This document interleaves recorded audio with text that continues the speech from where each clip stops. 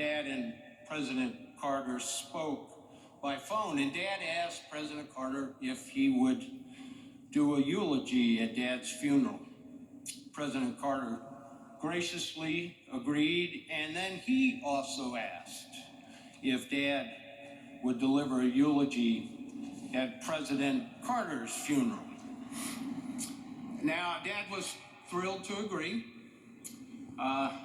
After that call, as you can imagine, both of them got off the phone and had a pretty good chuckle, considering which one of them would return in person to deliver that second eulogy. As you know, Dad died in 2006, and President Carter's eulogy continues to bring comfort, smile, laughter, joy, pride to our family. And thus, on behalf of my dad, it's an honor to share Dad's eulogy to his old friend. I can just see my dad getting his yellow legal pad out with his pen and writing this for his beloved friend. By fate of a brief season, Jimmy Carter and I were rivals. But for the many wonderful years that followed, friendship bonded us as no two presidents since John Adams and Thomas Jefferson. It is said that President Adams' last words were, "Thomas Jefferson still survives." Now, since Jimmy has a good decade on me, I'm hedging my bets by entrusting my remembrances of Jimmy to my son, Steve. According to a map, it's a long way between Grand Rapids, Michigan, and Plains, Georgia. But distances have a way of vanishing when measured in values rather than miles. And it was because of our shared values that Jimmy and I respected each other as adversaries, even before we cherished one another as dear friends. Now, this is not to say that Jimmy never got under my skin, but has there ever been a group of politicians that didn't do that to one another? During our 1976 contest, Jimmy knew my political vulnerabilities, and he successfully pointed them out. Now, I didn't like it, but little could I know that the outcome of that 1976 election would bring about one of my deepest and most enduring friendships. In the summer of 1981, the two of us found ourselves together again, this time aboard Air Force One, bound for the funeral of the great peacemaker Anwar Sadat. There's an old line to the effect that two presidents in a room is one too many. Frankly, I wondered how awkward that long flight might be to Cairo, and it was a long flight, but the return trip was not nearly long enough, for it was somewhere over the Atlantic that Jimmy and I forged a friendship that transcends politics. We immediately decided to exercise one of the privileges of a former president, forgetting that either one of us had ever said any harsh words about the other one in the heat of battle. Then we got on to much more enjoyable subjects, discussing our families, our faith, and sharing our experiences in discovering that there is indeed life after the White House. We commiserated over the high cost of building presidential libraries and the even more regrettable fact that most of that fundraising for these otherwise admirable institutions fell to us personally. On the spot, we agreed to participate in programs at each other's library, beginning with a series of conferences on arms control.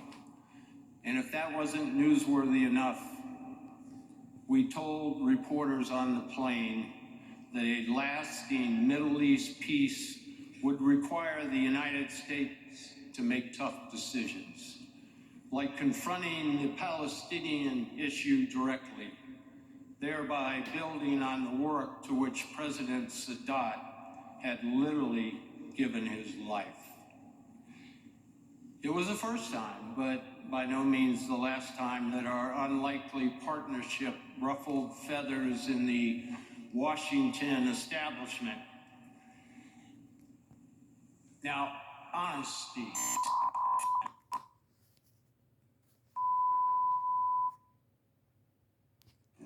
Jimmy Carter. Yeah. Those traits were instilled in him by his loving parents, Lillian and Earl Carter. And the strength of his honesty was reinforced by his upbringing in the rural South, poised on the brink of social transformation. He displayed that honesty throughout his life as a naval officer, state legislator, governor, president, and world leader. For Jimmy Carter, honesty was not an aspirational goal, it was part of his very soul. Now, I think Jimmy wrote more books than any former president. Once asked if he really enjoyed writing, he replied with that familiar twinkle in his eye, "It beats picking cotton." But I think he enjoyed writing for another reason. As an author, he was under no pressure to tailor his opinions to some political constituency or potential contributor.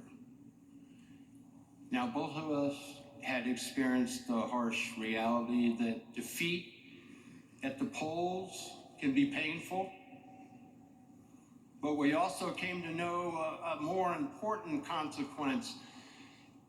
Political defeat and writing can also be liberating. If it frees you to discuss topics that aren't necessarily consistent with short-term political popularity.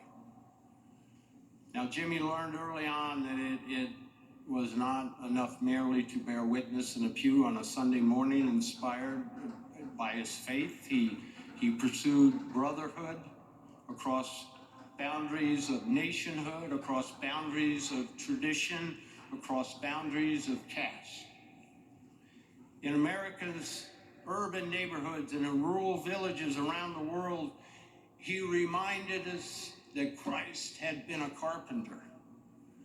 And in third world villages, he successfully campaigned not for votes, but for the eradication of diseases that shame the developed world as they ravage the undeveloped one.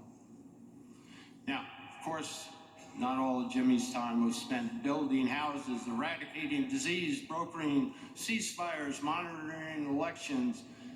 While Jimmy is probably the only former president to conduct a weekly Bible class, I know for certain he is the only former president to perform a duet of On the Road Again with Willie Nelson. Georgia wasn't just on Jimmy's mind, it was in his blood. However far he traveled, he never forgot where he came home to, or where now, in the end, he would finally come home to.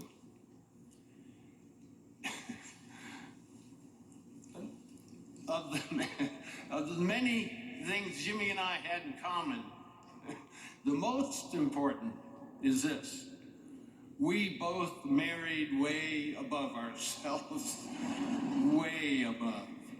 With Jimmy, every step of the way was his first lady from Plains. In a life rich with blessings, none was greater for Jimmy than the love he shared with Rosalind and the love the two of them shared with their children, grandchildren, great-grandchildren.